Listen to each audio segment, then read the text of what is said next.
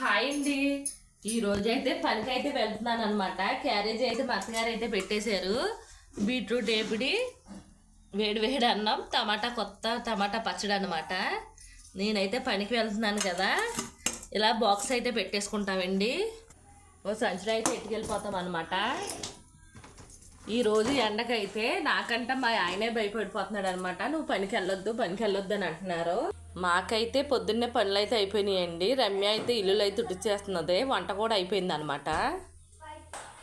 మా అత్తగారు అయితే బట్టలు అయితే ఉతికేస్తాక రెడీ అయితే చేసేస్తున్నారనమాట. పొద్దున్న అయితే బట్టలు అయితే ఉతికేసుకుంటామండి. ఎండ అయితే గట్టిగా కాస్తున్నది కదా, అందుకే బట్టలు అయితే ఉతికేస్తాం అనమాట.